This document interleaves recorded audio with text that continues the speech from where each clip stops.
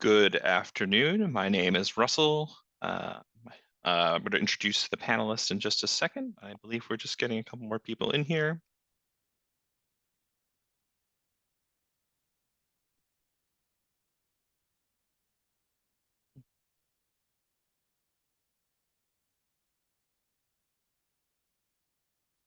All right. Are we all set? So again, good evening. My name is Russell. Um, I am a senior academic advisor with the College of Engineering in the graduate programs. This is our +1 Accelerated Master's Program informational session. Let's see here. And today we have with us myself, obviously, and from right to left, we have Crystal, who is the Director of Undergraduate Academic Advising. We have Dean Richard Harris, the Associate Dean of Diversity, Equity, Inclusion. And we have Waleed here, who is a +1 student and ambassador working in the bioengineering MS program. So what is +1? And before I actually go any further, if you have any questions, feel free to put them in the Q&A. I am also going to have time at the end of the presentation to ask all questions, and we'll be sharing our contact information freely so you know who to follow up with and ask questions from. So what is +1? +1 is an accelerated graduate degree program that allows students to start their master's degree while they are still an undergraduate student by allowing up to 4 graduate courses or 16 credits to be double counted towards the completion of their bachelor's degree. So what that means is you will be taking graduate degree, level courses as an undergrad, and you will be counting those up to 16 credits for both degree programs. Upon completion of the BS degree, students will transition into the graduate school program for their remaining requirements. So even if you undertake this program and are in the +1 program, get admission into it, and are working through your BS degree, you can finish your BS degree and not continue, or continue and finish your MS. So what are the benefits of this program? Financial, for sure. You will be double counting coursework. So as I said, that you're basically taking 16 credits once instead of twice. So you are saving on the graduate tuition rate. For time, for many of the pathways, the MS can be completed as little as 2 additional semesters.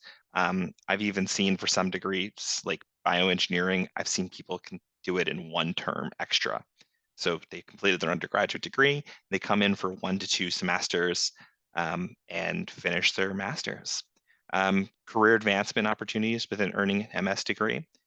We are going to talk a little bit more about like that financial aspect of it, including what the discounted rate for tuition once you get into your MS year.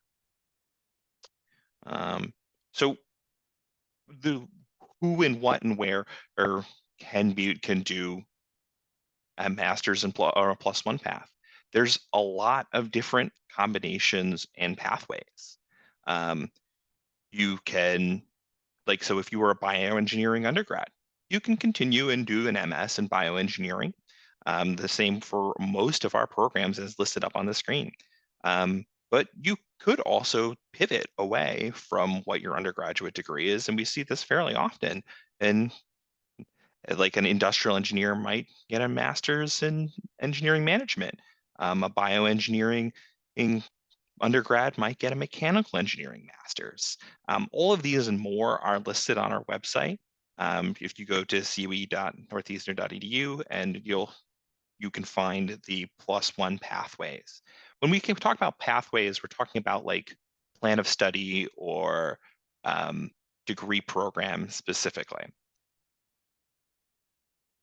So I'm going to turn this over to Dean Richard Harris, and he's going to talk a little bit about earning potentials and labor statistics around the benefits of an MS. Great, great. Thank you, Russell. So one of the key things that sometimes students find themselves having to decide is, should I take an opportunity to get gainfully employed with just my bachelor's, where companies are offering a tuition reimbursement program, And so that tuition reimbursement program is going to typically take you about 4 years. Once you've completed your undergraduate degree and you're so-called working professionally. And what that does is really delay the time within which you can get this accelerated master's in 1 year, but also it impacts your earning trajectory. For instance, you get out and you're earning anywhere from 60 to 70, 80, $90,000 with that bachelor's degree, depending on your discipline, but depending on the industry that you may be recruited through and the corporate partner that brings you on board. And so fundamentally for that first year, at the end of that year, you're going to have what's called a merit review. And so that merit review is going to look at your performance on the job, if you will, how you've contributed. And by and large, very few, if any, companies are now providing you with a 10% annual merit review. The reason I'm using that number, 10%, if you're earning 60, 70, 80K, let's say 70,000, 10% of that is 7,000.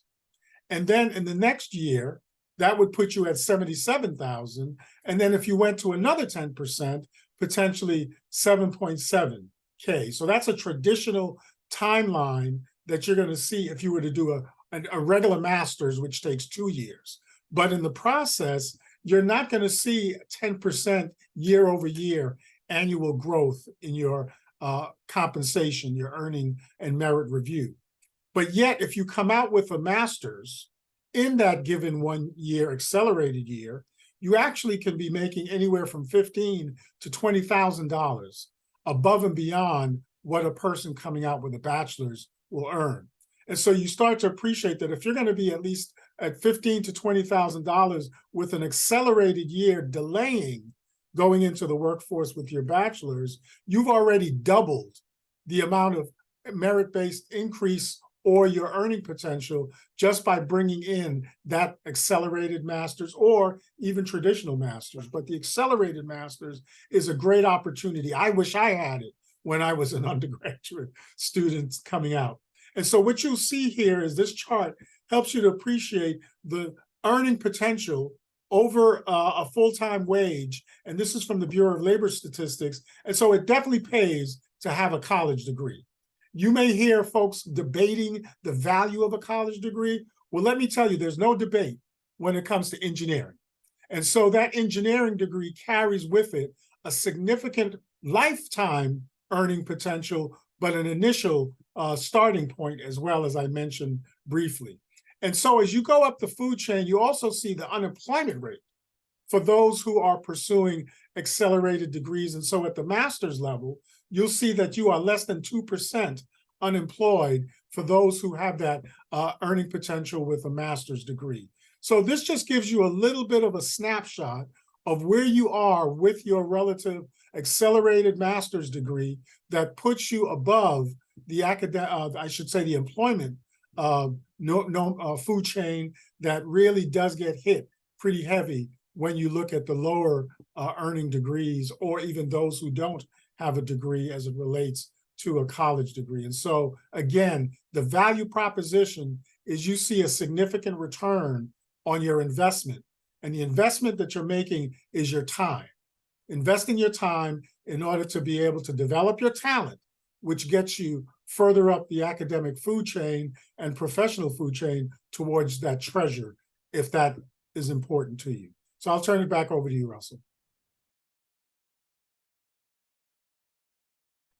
Thank you so much, Dean Harris.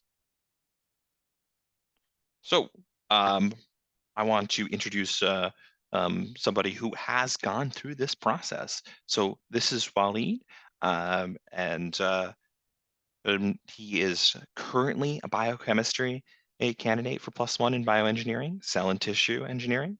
Waleed, would you like to say a few words? Yeah, so I graduated last May from my undergrad where I did a bioengineering, biochemistry combined major. And now I'm pursuing my +1 degree and I'm doing a concentration in cell and tissue engineering. And a little bit about my experience throughout Northeastern. My I co-opted in my undergrad first at Andrich Research Group, which was as a role as a computational biologist. And then later I did my co-op at Boston Medical Center where I did orthopedic and neurologic rehab as a physical therapy aide. Also to highlight some of the service I've done service through Roxbury Robotics, which is a program that kind of works with elementary school to middle school aged children that are interested in engineering and STEM. And then I also did a New York City alternate spring break a couple years ago, which was a really eye-opening experience for me. Some of my activities that I do here at Northeastern is that I play men's rugby for the Northeastern team. I'm also involved in the Islamic Society for Northeastern, and of course, I'm involved in the Biomedical Engineering Society as a bioengineering major. As of right now, my favorite classes have been my +1 classes, including medical physiology. That's a really interesting and deep dive into the topics that make up a lot of the disciplines that go with bioengineering. And also the nanomedical and biomedical commercialization class has really opened my eyes to how to build a business revolving around the education that I received regarding bioengineering. So that includes bringing up your own startup or kind of just working with a team to get a product launched. And my next steps as of right now are working for finding a full-time job. So that's something that I am currently just starting the process of, and I'm looking forward to seeing where that takes me.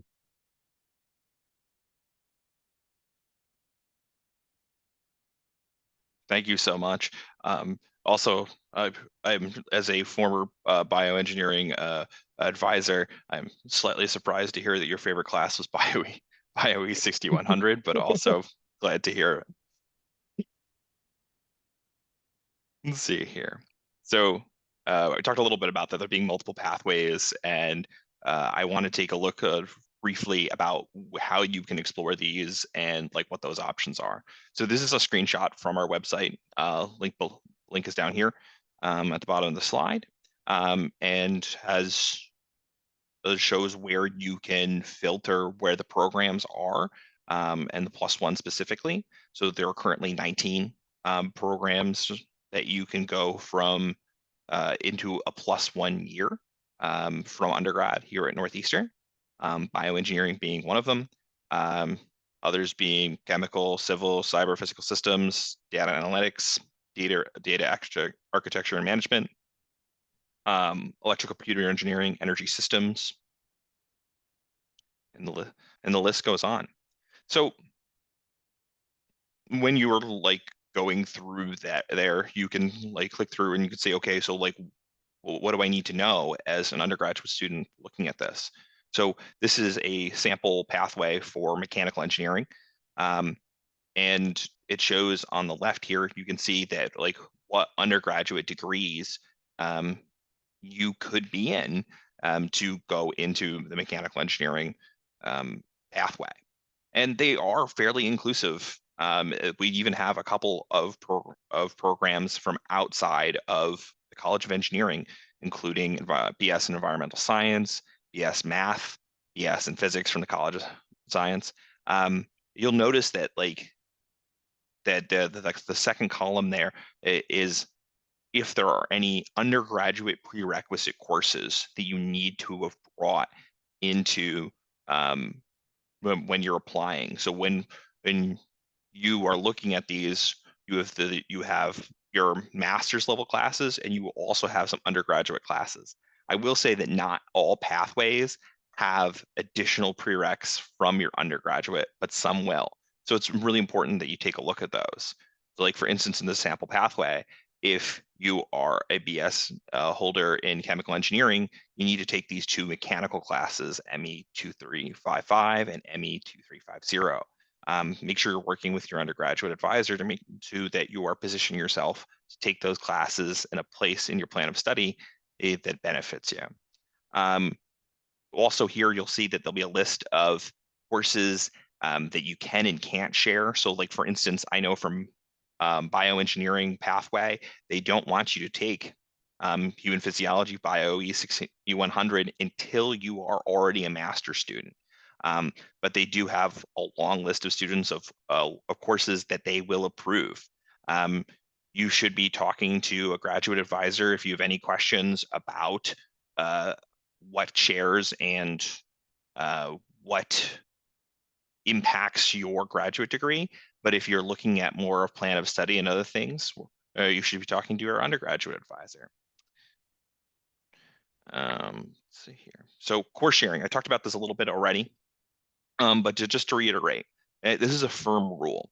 Generally, you can't take coursework from a completed degree and then transfer it to another degree program at Northeastern.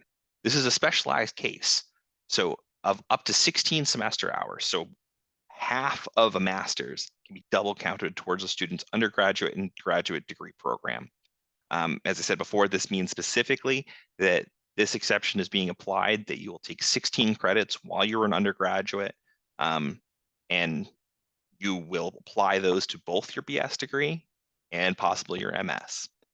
Specific course sharing policies vary by department, so see your undergraduate advisor for details regarding the undergraduate requirements that are eligible to be filled by graduate coursework. So what from your bachelor's can be fulfilled by those master's level coursework.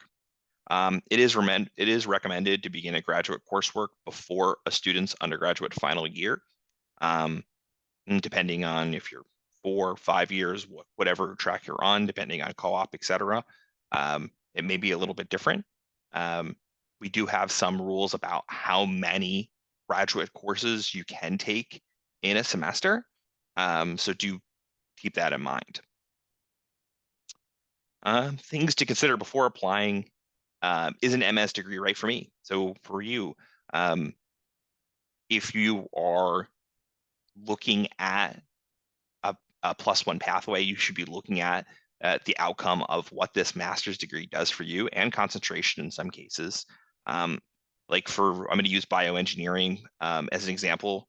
Waleed is a cell and tissue engineering concentration, which could be fairly different than from another bioengineering students who might be a computational and synthetic concentration. Those are very different degree programs with some shared coursework.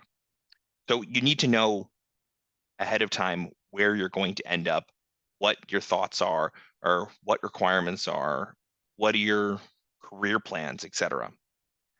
Students should have a clear idea of their academic and career goals before applying to the master's program, as I just said, because this is, we do have some areas where we can have flexibility, but sometimes it's really hard to make changes the farther in you go. Although not required, it can be helpful to wait until having completed a co-op. We know that career trajectory can be clearer and you'll be able to pick the graduate program that is right for you. From personal experience, I can tell you that if somebody had asked me when I was in the middle of undergrad, what's your dream job? That answer has changed many, many times in my career. And I wasn't even aware that some of the jobs that I would end up seeking even existed. So having that that hands-on experience and being able to work in industry and work on research and see for yourself, is that right for you? Application timeline and eligibility. So, okay, so what do you need to apply for the +1 program? You need during the application process, you need a 3.25 undergraduate GPA and have taken all of the required prerequisites for that pathway, if there are any. If you are a bioengineering undergrad, you're not really going to have any moving into bioengineering masters. So students can apply in the academic year they are starting graduate coursework for the +1 accelerated master's program. And once they have completed their +1 pathway, undergraduate prerequisite courses if applicable. So you can apply in the term, you're going to start taking master's courses. You're going to pick, and in conjunction with your undergraduate advisor, where those 4 courses are going to fit. And then you are going to finish your bachelor's. And then comes this transition point. You are going to officially graduate from your bachelor's. You're going to have bachelor's in hand. And that is the moment where you become a master's student. Important things that you will need for that transition. You must have maintained that original 3.25 undergraduate GPA.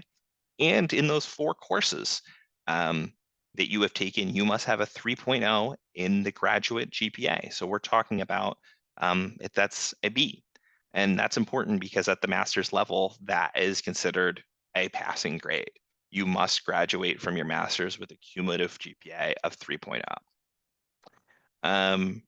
Then you will be considered for all intents and purposes, even though you will still have that +1 tag, you are a master's student like every other master's student and graduate student we have in the College of Engineering, and you'll complete your remaining coursework. It's usually 4 courses, but we have had cases where students take more because they either took less during undergrad or have added certificate degree work. So it could be 4 to 6 courses. Let's see here. I do have other people looking at the Q&A, but if we do not get to your question, I will get to it at the end. Application process. So what does this look like? So this is something actually we've changed in past year. So if you've talked to students who have gone through this process before, it does look a little bit different now. We have an inquiry form that's listed on our website that you will fill out to begin the process to create the +1 application. This will generate an email that will be sent to you directing to fill out an application through our platform. It's called Slate. It's the same platform that is used for anyone who is applying for graduate school here at College of Engineering. But the process has to start with that form because otherwise you won't be able to do things like not have GREs or not upload graduate recommendation letters, etc. We strongly recommend students meet with the +1 MS Pathway Program contact, and that is available on the College of Engineering advising website. You could, like specifically, if you go to the graduate programs, so graduate student services page, advising, click the Boston campus, and you will be able to see the contact information for or the program contact or director or whoever for every single program at college, the College of Engineering offers. You should also be talking multiple times to your undergraduate advisor to discuss where things are going to fit in and create your plan of study. So I've talked about several different people here, and I know this creates a lot of confusion. So you're going to have like 3 different advising roles, those that are going to be there to support you throughout this process. So you have your undergrad academic advisor, who are going to review the +1 requirements with you, create a plan of study with you, and you're going to work with you to determine which graduate courses are eligible for course sharing with your BS program. That is Crystal's team. Then you have your graduate academic advisor. These are professional staff members who work directly for the College of Engineering. We do have assignments for each program, and they are going to make final decisions to the +1 program, provide academic advising for grad level coursework and registration. They're going to advise students to determine which graduate courses are eligible for sharing with their MS program. They're also going to advise students on graduate certification program coursework or certificate work. So like if you were taking a Gordon engineering leadership certificate, bioengineering, we have a lot of students who take nanomedicine certifications along with it. We'll be able to help with that. You also, when we talk about grad program contact, we're talking about somebody who works directly, not for the college directly, but for the academic program. This can be a chair, this could be a graduate administrator, it could be a program director or faculty member. Each program designates a point person to help with specific questions about coursework content, assignments, grading, etc. You don't want me, like for instance, I work with MGen students, so multidisciplinary engineering. Our biggest program is information systems, the MSIS program. I have an MSIS, but it's in information studies and I'm a librarian. So nobody actually would like me to talk about engineering coursework. That's why we have these these professional staff and faculty members who can answer that coursework questions. They will also be able to talk about things like your areas of interest, career paths, and course selection around what works for you. Class registration. You'll be able to register for grad classes as an undergrad.